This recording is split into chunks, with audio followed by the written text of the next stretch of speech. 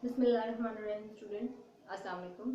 Students, today we're going to start very important and very easy topic of the physics. This is basically the base of physics, and this topic is the laws of Newton's first law अभी हम discuss करेंगे, then we'll move towards second and third law.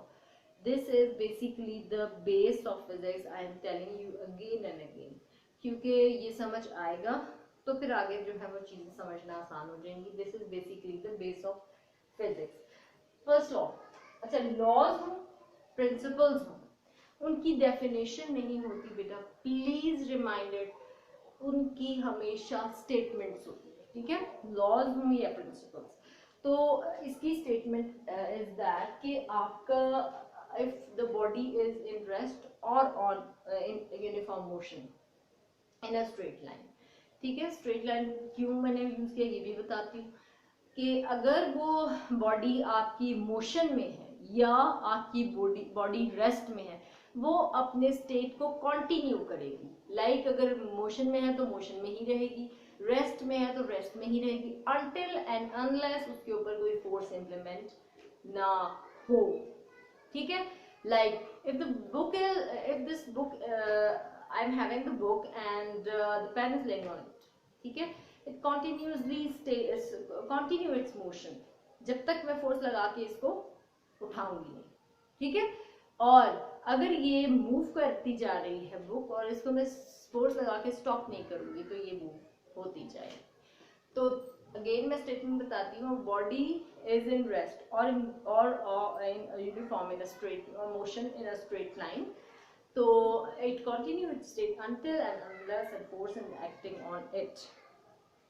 ठीक है, straight line की बात क्यों की? क्योंकि कर्व में मूव करने के लिए उसको किसी फोर्स की कॉन्टिन्यूसली फोर्स की जरूरत है. स्ट्रेट में तो आप बॉल फेंकोगे वो सीधी जाती जाएगी, उसको कर्व में करने के लिए कॉन्टिन्यूसली आपको किसी फोर्स की जरूरत है. तो रिक्वायरमेंट ये है कि जब तक कोई फोर्स ना लगे तो वो आपकी स्टेट चेंज नहीं करेगी, वो अपनी स्टेट को कंटिन्यू करेगी. रिक्वायरमेंट क्या है आपकी? ये लॉ ओबे होगा when there is no friction. ठीक है, बहुत स्मूथ फ्रिक्शनलेस होगी तो वो ball, for example you throw the ball, ठीक है, तो वो थोड़े टाइम के बाद तो हम अगर ना भी रुके तो जाके रुक जाती है. ठीक है, तब तो ये लॉ बे ही नहीं हो रहा. हमने तो ये कहा कि कोई बॉडी अगर मूव कर रही है तो वो तो मूव करती रहेगी जब तक उसके ऊपर फोर्स ना अप्लाई की जाए. लेकिन हमने देखा ग्राउंड में हमने बॉल थ्रो की तो थोड़ी देर बाद जाके वो रुक जाती है, हमने फोर्स भी नहीं लगाई. तो वजह रिक्वायरमेंट इसकी क्या है कि आपकी बॉडी जो है वो फ्रिक्शनलेस सर्फेस पे मूव करेगी, तब वो अपनी मोशन को कंटिन्यू रखेगी और फिर उसको रोकने के लिए कोई फोर्स लगानी जरूरी है. ठीक है, तो हमने क्या पढ़ ली स्टेटमेंट, हमने क्या पढ़ ली रिक्वायरमेंट, कि हमें no force applied on it, no friction, like requirement is that no friction is present between the object which is moving and on the surface of on which it is moving. तो it is also called a law of inertia. अगर बच्चे confuse हो जाते हैं law of inertia क्या था, law of inertia is also called the Newton's first law, क्योंकि ये डील कर रहा है आपकी इनर्शियल प्रॉपर्टी ऑफ इनर्शिया पे. ठीक है, कि बॉडी अपनी स्टेट को कंटिन्यू रखेगी जस्ट बिकॉज ऑफ इनर्शिया. ठीक है, तो इसी वजह से इसको लॉ ऑफ इनर्शिया भी कहते हैं. तो ठीक है, then comes to the example. Something is moving, for example the ball is moving.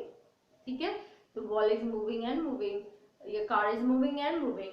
तो जब तक हम उसको फोर्स लगा के ब्रेक इम्प्लीमेंट नहीं करेंगे तो वो स्टॉप नहीं होगी, और जब तक फोर्स लगा के उसको जो है हम उसको ऑन नहीं करेंगे तो कार नहीं चलेगी. सिंपल. ठीक है, okay. Now comes to the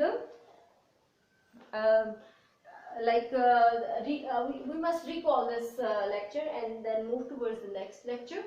So we have studied about the laws of motion. That was the first law of motion, that the object which is in any state motion या motion लेकिन होगा तो straight line में. ठीक है, uniform motion या आपका जो है रेस्ट में, वो बॉडी अपनी स्टेट को कंटिन्यू करेगी जब तक कोई और फोर्स उसके ऊपर इम्प्लीमेंट नहीं होगी। Number one. नंबर टू क्या है requirement, friction less surface is requirement of the first law, ठीक है, और this is also called the law of inertia. Then we discuss the example. So this was very much easy lecture. You have to subscribe the channel and press the bell icon. और कोई भी चीज आपको समझ ना आए, if you want, if you have some curious questions about this topic or any topic of physics, you can ask me in comments. Thank you very much.